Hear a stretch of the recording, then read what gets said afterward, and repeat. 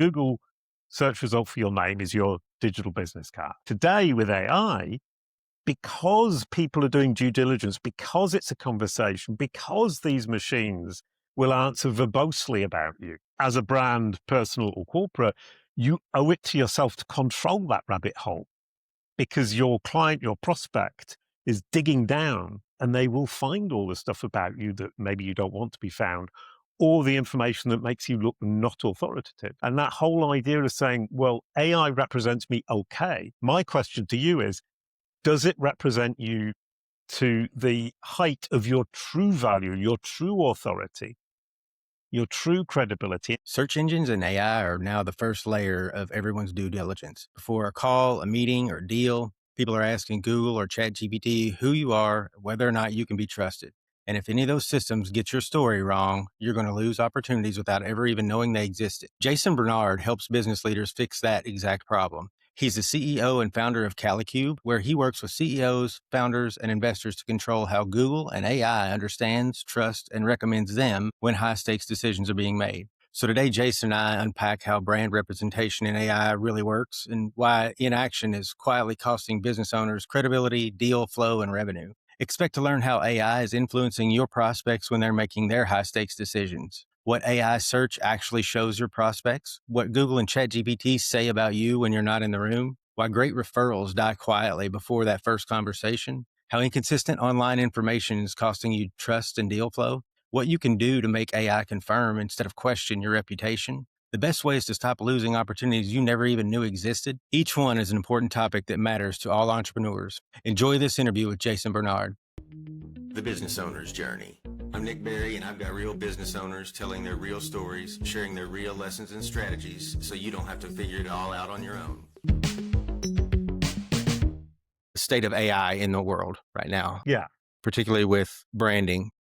Are we fully appreciating what's happening here, or are we just going to get steamrolled? As entrepreneurs, it's the opportunity cost of inaction. The cost of inaction is huge. And that's a really good starting point.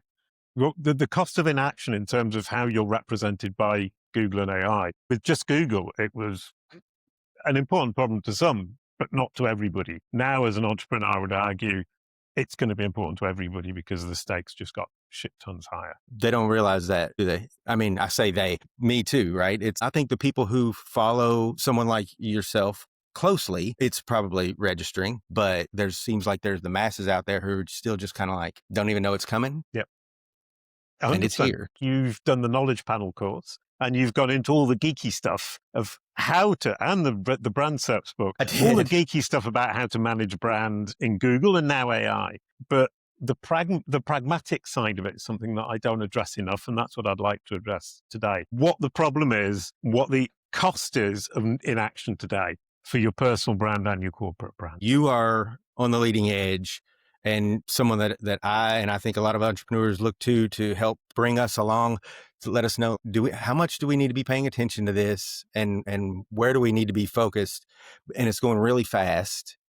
So yeah, that thing that's been on my mind is how much are we sleeping on this opportunity? I think people are really missing the point here. I talk to people and come in and say, right, well, I work on improving brand presence, visibility, representation in Google and AI, ChatGPT.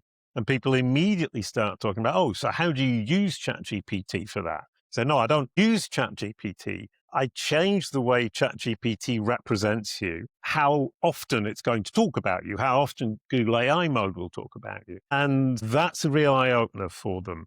The second eye-opener is they say, but I asked ChatGPT about me or about my brand, and it says really nice things. And I say, are you logged in? They say yes. And I say, well, in that case, it's just repeating back to you what you've already told it, but that's private within your own little ChatGPT assistant. If somebody else asks ChatGPT or Google AI mode or Perplexity or Copilot about you, it will answer something completely different because the results, the output from these machines is incredibly highly personalized. And in the days of good old Google 2 years ago, when we just had to worry about Google, it wasn't personalized to that extent. So if I ask Google about me, it would say the same thing to me as it does to you. With ChatGPT, Google AI Mode, Perplexity, Copilot, Microsoft Copilot, everybody gets a very personalized answer. And that personalized answer is based on what they've been talking to the machine about and what the machine already knows. So you need to control what the machine knows about you so that when it talks to somebody else in that little microcosmic assistant world, it says what you want it to say. You're not leaving it to chance. And that brand representation is something that people don't realize. And I'm talking about this particularly because people think they're safe, but they're not. And that's kind of what got you started going down this path a few years ago, right? Didn't you had something happen to you with your identity? And this was before AI, but that's exactly what can happen here. Yeah, well, there are a couple of problems there. Number one is that I had a career as a voiceover artist for a cartoon blue dog. And so when people searched for me, when I was pivoting my career to become an entrepreneur and digital marketer, my prospects would Google my name and it would say Jason Barnard is a voiceover artist for a cartoon blue dog. And that lost me hundreds of thousands, if not millions of dollars in deals. That simple due diligence, when people Googled my name 10 years ago, lost me hundreds of thousands of dollars. So what I did was go in and think, okay, with my knowledge about SEO, how do I change Google's perspective so that it says Jason Barnard is a credible, authoritative digital marketer and entrepreneur, and put the blue dog to the back seat? And I spent a few months figuring it out. And so now if you search my name, it talks about digital marketing. It talks about authority in digital brand intelligence. It doesn't talk much about the blue dog anymore. That was a relatively small problem because we were looking just at a business card. So I used to say, Google search result for your name is your digital business card. Today with AI, because people are doing due diligence, because it's a conversation, because these machines will answer verbosely about you. If somebody asks about me, it will write 500 or 600 words and it will suggest follow-up questions. So then people get into the situation where if you start asking about somebody or you start asking about a company, the AI will drag you down a rabbit hole of due diligence. And as a brand, personal or corporate, you owe it to yourself to control that rabbit hole because your client, your prospect is digging down and they will find all the stuff about you that maybe you don't want to be found, or the information that makes you look not authoritative. And that whole idea of saying, well, AI represents me okay. My question to you is, does it represent you to the height of your true value, your true authority, your true credibility? And the answer is always no. For example, you ask it, Jason Barnard, what qualifications he has. It will say he has a degree from Liverpool John Moores University. He has a Davy Award for EdTech development. He has a Searchmetrics Black Belt certification. He was voted top SEO 2024 by Search Engine Land. Those are credibility signals. But if I don't actively educate AI and Google about those qualifications, those credibility signals, it won't be able to say it because it doesn't know it. Or if it does think it knows it, it's not confident enough. And that's what people don't talk about, is that confidence to say it. And what I find now is people come to sales calls with me saying, I know what you do. I know you're the guy because AI keeps telling me that you're the guy. How much does it cost? How long does it take? And there are a couple of things. Number one is the sales calls are very easy and I close them very easily. But number two is how many calls would I have missed if it hadn't been so positive when people were asking ChatGPT or Googling? You miss, and I think this is the thing that entrepreneurs miss, and I'll end on this. You miss a huge number of opportunities simply because somebody who's recommended you verbally to somebody else, that somebody else then asks ChatGPT. ChatGPT isn't convinced, so the person never calls you. Or it's not 100% aligned. Yeah. Yeah. If it's not 100% consistent, I mean, even it doesn't even have to be negative. It just, if it's not aligned, if the dog background comes up, that's not a negative, right? This is not a crisis that you're trying to bury. What that prospect is looking for is affirmation. Something I need to know that what I was told is what the rest of the world sees here. Yeah. And if it's not, they don't show up saying, Jason, you're the man. How much? Yeah. Exactly. And the thing about it as well is I think we don't realize that we use Google and ChatGPT because we trust them. So your prospect is going to ask ChatGPT or Google, and whatever Google and ChatGPT say is the truth for them. I don't use Google because I don't trust it. I choose to use Google, or I choose to use ChatGPT because I believe what it tells me. It becomes a recommendation engine, and you want ChatGPT and Google to be your recommendation engine. You want them to recommend you. I would go so far as to say you want them to advocate for you. We talk a lot about clients who become advocates. Make ChatGPT and Google your advocates. It's brilliant and it works absolutely. Yeah, that's what I heard you describing when you said if you go in ChatGPT and you ask it about Jason Barnard, it's going to tell you this and this and this, and you described what I would call that's a curated. It says what you want it to say because you've learned how to. I'm going to say feed, right? We're teaching the machines. Well, you can say teach, you can say feed, you can say manipulate. Yeah.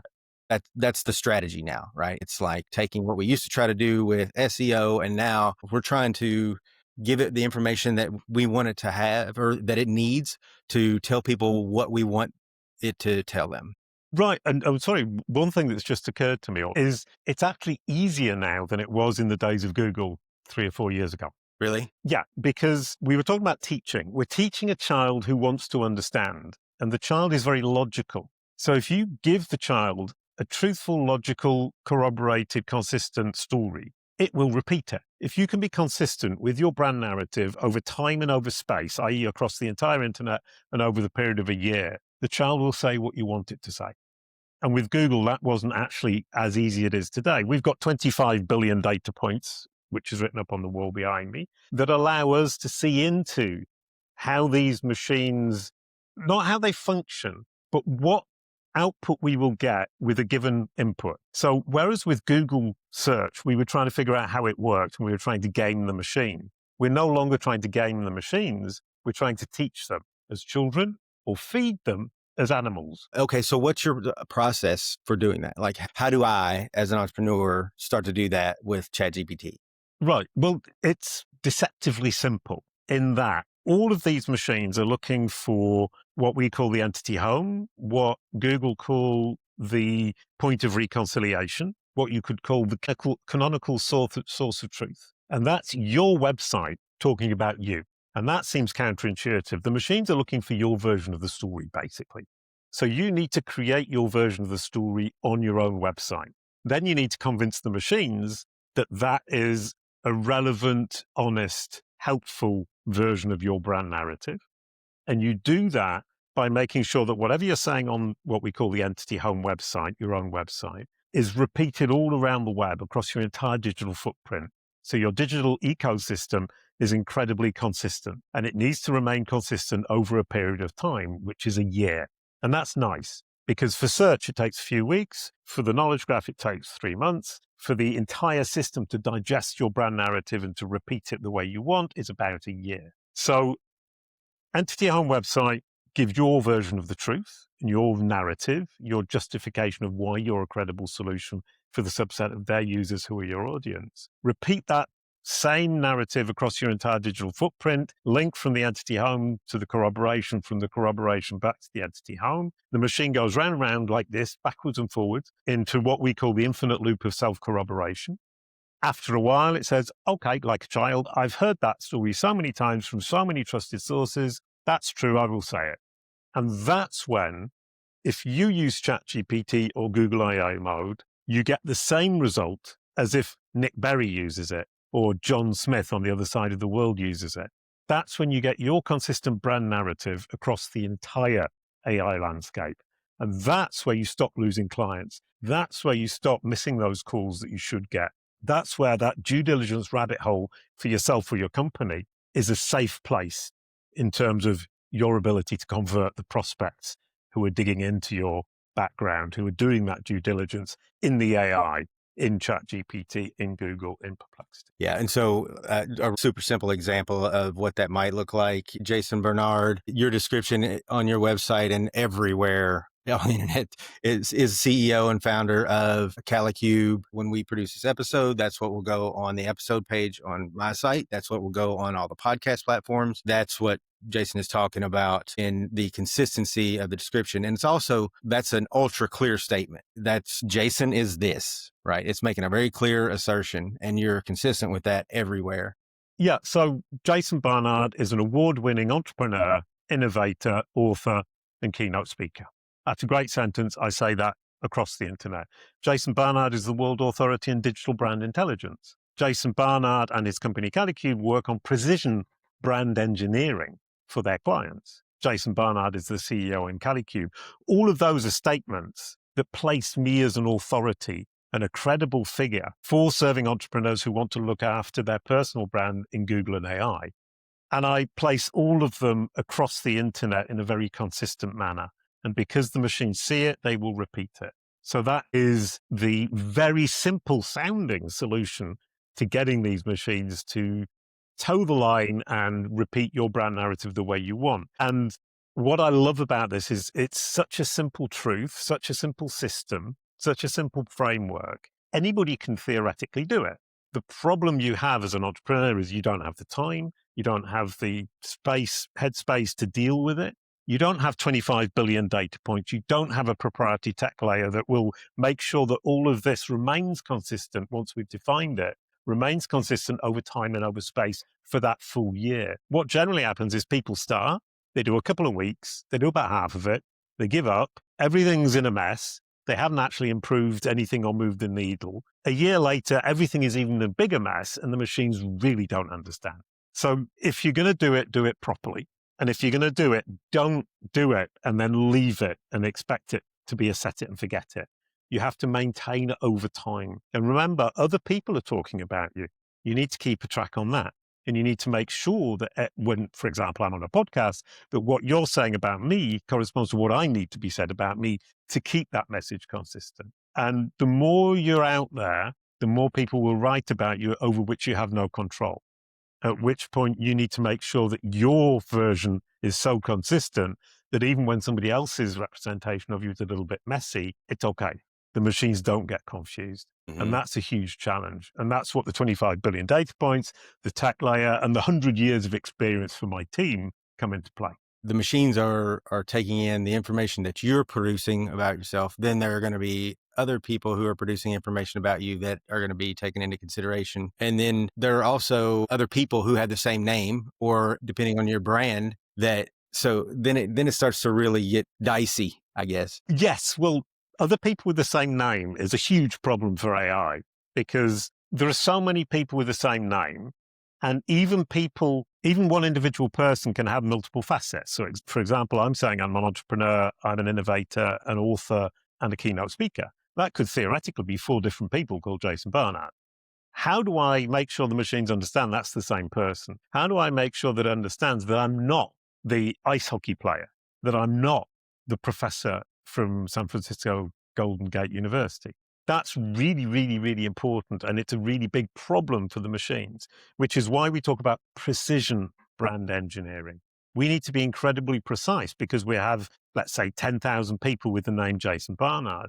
We need to be precise with the machines, with that engineering of my brand identity, so that it understands clearly that I'm not the ice hockey player, but I am the entrepreneur who's very successful, the innovator who changed EdTech and is now changing digital marketing for the better, the author who's been a bestseller on Amazon, and the keynote speaker who's spoken all around the world. Those 4 personas are the same person, and all 4 personas bring credibility to my persona. I need to make sure that all that credibility is in one neat little ball so that these machines become my advocate. So you help clients engineer that brand identity, right? So if somebody comes to us and says, this is my brand narrative, please make the machines repeat exactly what my branding specialist has told me to say. We will make the machines say, we will force them to say exactly what you've just spent $30,000 to get, which is your favorite photo, your tagline, who's my best client, what do I offer them, and why should they sign with me, and why should they trust me? You've defined all of that with your brand identity with a specialist. You come to us and we will translate that into the machines. We will force feed the machines and get them to say exactly what you've paid $30,000 to create. And that $30,000 will suddenly be amplified to billions of people by AI and Google. So it increases the value of that investment. If you know what you're saying and you haven't invested 30,000, let's say, you can come to us and we will take what your brand narrative is with or without the professional help that you might need to create your personal brand and get the machine set. And I'll give you an example is Jonathan Cronstead, who is president of Kajabi, came to us and he said, well, I want to pivot. I'm known as the president of Kajabi, but I want to be known as an investor and business advisor. We did that for him. Now AI says, Jonathan Cronstead is an investor and a business advisor. Oh, and by the way, he was president of Kajabi. Before coming to see us, it just talked about Kajabi all the time. And the next problem when you talked about people sharing names is we have a client called Scott Duffy, and there are 10,000 Scott Duffys in the world. And one of them happens to have 1 million students on Udemy. And he's famous as a tech teacher. How do you make our Scott Duffy dominate when somebody's searching Scott Duffy when the other Scott Duffy is actually more famous? That's a really neat trick to play off. Or how do you, there's a Nick Berry, the retired British actor that he's much more well-known and has been for a long time than I am. Yeah. And so if somebody says Nick Berry and they're thinking about you, how do we get the machines to prefer you to the other Nick Berry? That's a huge piece of work that we can do. Another point we can do is we have a lot of people coming to us with online reputation issues. So it's not something terribly bad, but something from the news that they don't particularly like from the past, and it just keeps coming back. And when people Google them or ask ChatGPT about them, that piece of news dominates their persona and their narrative. How can they get that to become a minor part of their story or even not part of their story at all? That's where we specialize. Online reputation management, changing the perspective of the machine, not drowning the content, not drowning the story, changing the perspective of the machine to not focus on it anymore.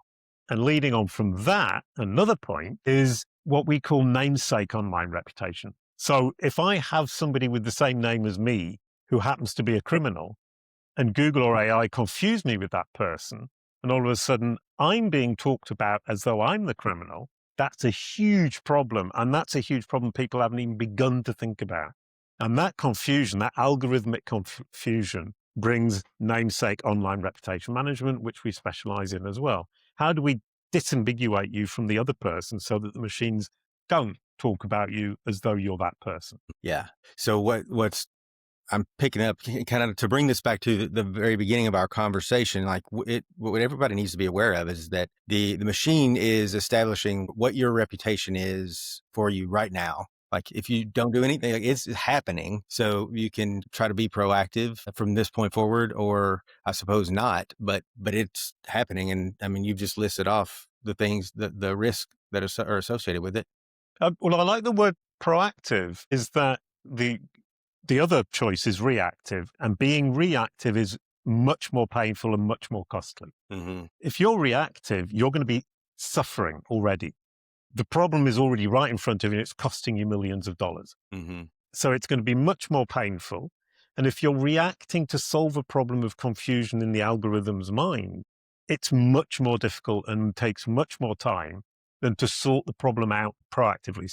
Mm-hmm. So my advice to people is, and this is just my personal perspective, be reactive because it's going to cost you less today, it's going to be quicker, and it's not going to cost you millions of dollars. And if the problem never comes up, that's a win because it will come up for all of us at some point, that algorithmic confusion. You mean be proactive, right? Yeah, be proactive. Okay, yeah. Okay. I got a bit confused as well. I think I said the wrong word, but yeah. But that point about proactivity is, for me, fundamentally important because whether it happens today, whether it happens in a year's time, whether it happens in 2 years' time, algorithmic confusion about you is going to cost you money as an entrepreneur at some point. Mm-hmm. Question is when and how much. My advice, sort it out now and it will never cost you money. Right. Yeah. I mean, and people are using ChatGPT or AI to search for you. Like it's happening, right? You probably have statistics. Well, I mean, ask yourself if somebody says to you, I know this guy, Jason Barnard, he's absolutely brilliant at optimizing for Google and AI. What do? You go to Google and AI and ask, or I know Nick Berry, he's brilliant at digital marketing. I'm going to go and Google Nick Berry. I'll find the actor and then I'll think, okay, Nick Berry, digital marketing. And at that point, what Google or ChatGPT says about you will either confirm what I've said, it will be, yeah, not really, or maybe even contradict what I've said. And the only of those three cases where you've actually won that recommendation, which was a human recommendation to start with, is when it actually confirms what that human being said. Nick Berry is a great digital marketer. If it just says, yeah, you've lost it. Yep. That's $100,000 down the drain. Yep. And the bigger your deals are, the more dependent you are on trust, like the more congruent the results that it produces have to be with what you were told by that first person, that recommendation. Yep. And of course, all of this goes for corporate brands, it goes for personal brands, it goes for product brands. So as an entrepreneur running a business, you owe it to yourself for your company, for your product, and for yourself, because they're all going to make a difference. So you said, you used the phrase, you owe it to yourself. So this is the thing that a few years ago when I started reading some of your information and kind of what clicked with me about the knowledge panels or the knowledge graph in particular, it's like, there is a piece of digital real estate out there, literally with your name on it, literally the brand SERP. And I'm like, so if you've done it, I'm sure that there are people or situations where like that just is probably not going to produce anything for them or not be of any value. But if you've built any equity in your name, if you've accomplished anything, then that piece of digital real estate with your name on it that is there for you to claim, it has some value. You don't want to just let it sit there and like, what is it, go into the vapor. Yeah, 100%. And that's kind of, as you said, Google are building knowledge panels, whether you like it or not. ChatGPT is trying to understand you and will talk about you, whether you like it or not. You really owe it to yourself, and I would add to your employees, to deal with that now. Another thing is you mentioned the knowledge graph, and I generally explain the knowledge graph as an encyclopedia, a massive machine readable encyclopedia, like Wikipedia, but tens of thousands of times bigger. So Wikipedia has 6 million people and companies and articles in it. The knowledge graph has 54 billion. But for people, the knowledge graph and that knowledge panel is the who's who the machines use. So Google, ChatGPT, Perplexity, Microsoft Copilot have a who's who that they look into to figure out who's important and what they need to say about them. If you're not in the who's who, which is the knowledge graph, if you don't have the knowledge panel that represents your entry in the who's who, you're nobody. What warrants notability? What warrants being qualified?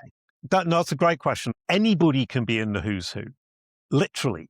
And what's glorious about it is whatever authority signals, credibility signals you have, you can leverage them to become somebody who's worthy of being in this who's who.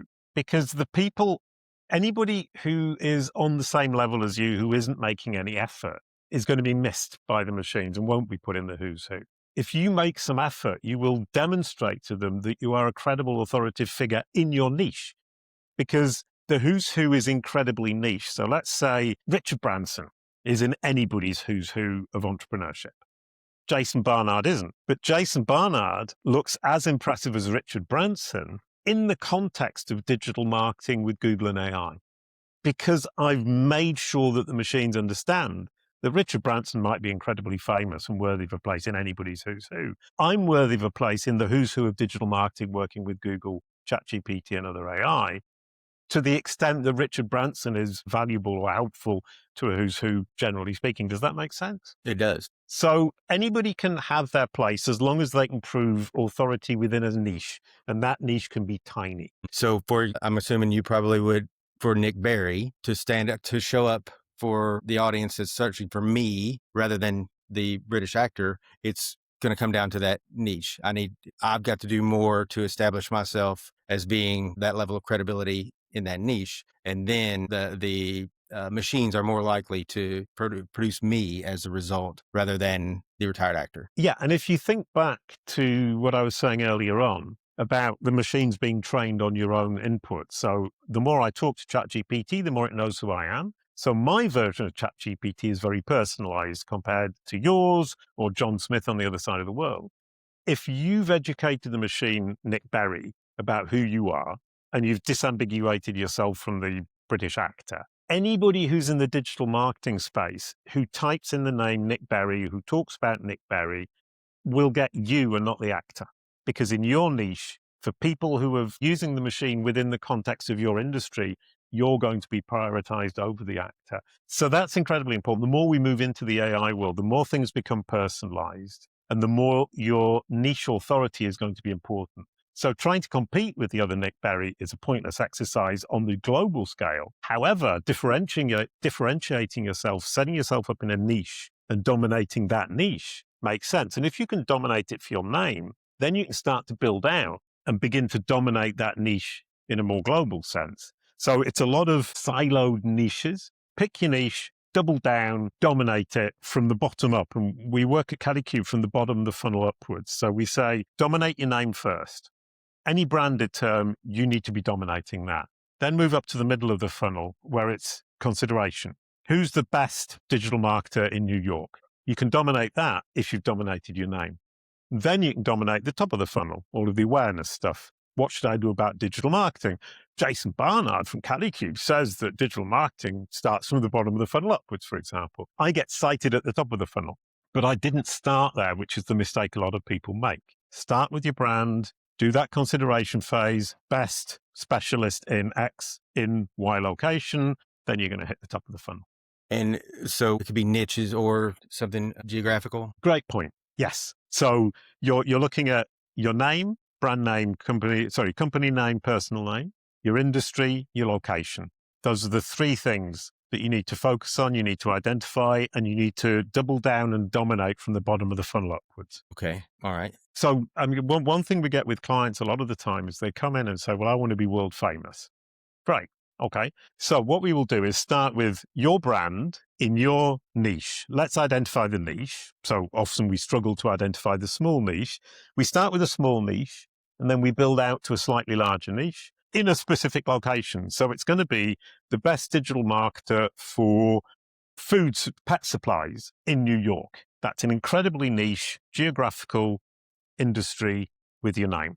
And then we spread out from pet food supplies to pet supplies to whatever else you do with pets. And from New York to New York State to America to Northern America to the American continent and then across to Europe. So we can expand outwards, but trying to dominate from the get-go is mistakes. The same with the funnel, from the bottom upwards, it's that kind of from a small niche upwards. It's my name, my niche location, my niche industry, and then spread out.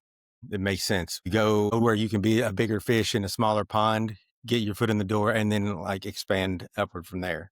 Yeah, and it's a neat strategy that works really well. I mean, one of the things that I managed to do was I live in France. And so I started off with my career in trying to become world famous in digital marketing with Google and AI in France. So it's a smaller pond. I made my mark in France. Then I could say in the UK, look, I've done all these conferences, I've been on all these podcasts, all these webinars, written these articles. The UK opened itself up to me.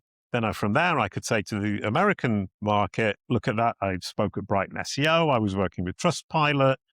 They say, okay, brilliant. And then I get over there and I start going to SMX and PubCon. And I got invited to Microsoft to do interviews with the heads of department there, the program managers. So as you can see, I didn't start with trying to talk to program managers at Microsoft, these big hitting geeky people. I started with France and I started with a small conference in a small town and then built up.